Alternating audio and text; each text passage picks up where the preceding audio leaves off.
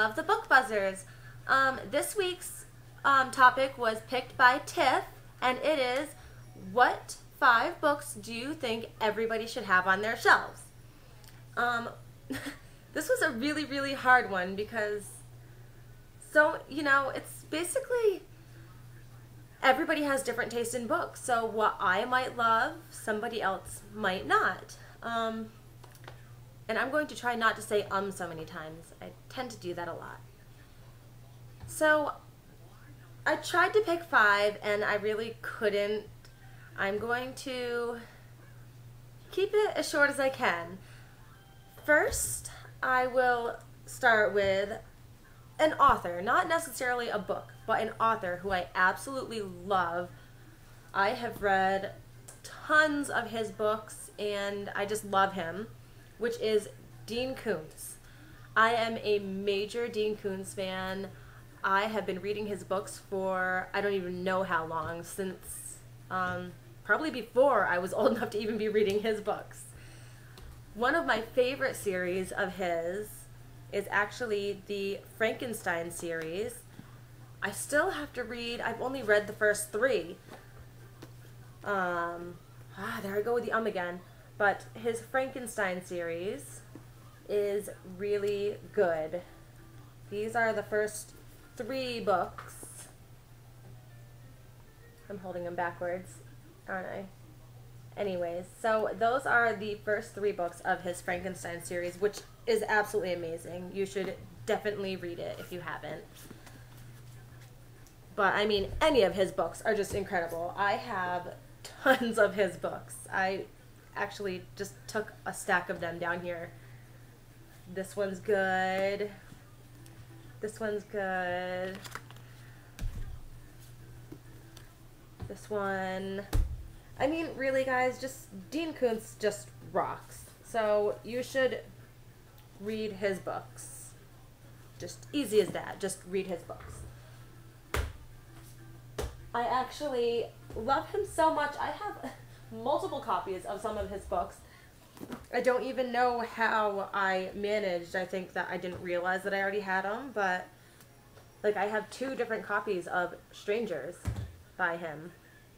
And this book is just awesome. It's kind of big. It's a pretty big book. But yeah. So enough of my going on and on and on about Dean Koontz. It's obvious that I think he's pretty awesome. Hey. I have all my books piled on the floor right now next to me because I have no desk space. Alright. Oh, this one, really, really creepy. Cool, by the way. The next one is a Stephen King book, which I absolutely loved. It is ginormous. It is huge.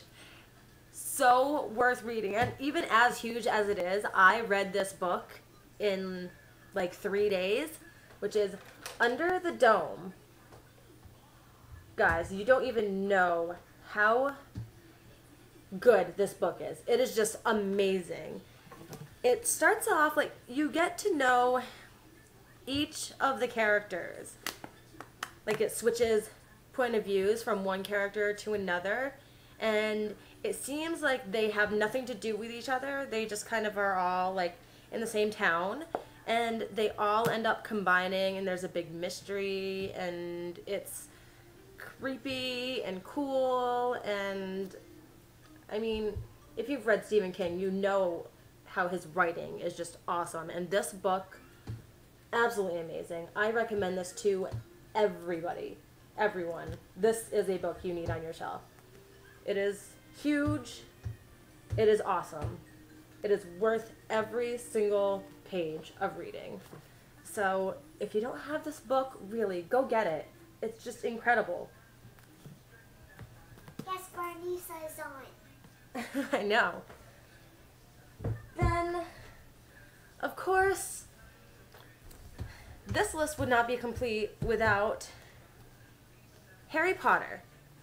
And see, funny story about this, I had all of the original hardcover copies of Harry Potter. And then a girl who I worked with had never read them, and I was like, dude, what is wrong with you? And so I let her borrow, like, the first 4. And then she never came back to work, and I never got my books back. So then I went out, I just, you know, I obviously, I read these like once every year. I try to reread the whole series. So I went out and I just got copies of the first 4 books, and I'm really, really sad because I had all like the original ones because I bought them each like right when they first came out. So I had all the original hardcovers, and now I don't have the first 4 in the original hardcover, and it is really, really sad. But anyways, everybody should read Harry Potter. It's just everybody, no matter how young or old you are. I'm sure that anybody watching this obviously knows Harry Potter is one of those must-haves. But I mean, I love this series. The whole entire series is awesome. But when it comes to the books, I think my favorite book out of the series, and it's hard to choose a favorite book, but I think of the books, Half-Blood Prince is probably my favorite of the books. Least favorite movie, though. Did not care for the movie. I mean, it was still a good movie, but of all of the movies, definitely my least favorite. Everybody should have all of these movies on their shelves, too. My favorite of the movies? Prisoner of Azkaban, for sure. I can watch that movie over and over and over and over again. I mean, I just love that movie. I think it is the best of all of the movies, for sure. So, definitely, if you don't have Harry Potter on your shelves, what are you waiting for? Seriously? I mean, who hasn't? I know there are people who haven't read Harry Potter, but I mean, come on. It's Harry Potter. Okay, so where am I? I'm only counting that as like 3, because it was 3 authors. So the next one, and I know you're gonna roll your eyes at me, but that is totally okay. The Twilight series. Yes. Go ahead, roll your eyes at me, do whatever you're going to do, but not gonna lie.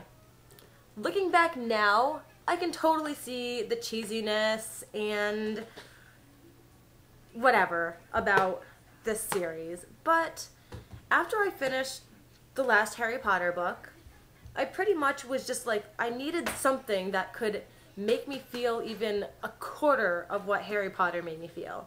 And I was recommended Twilight. So I went out and got it, and I loved it. And I was kind of obsessed with the series until the last book came out.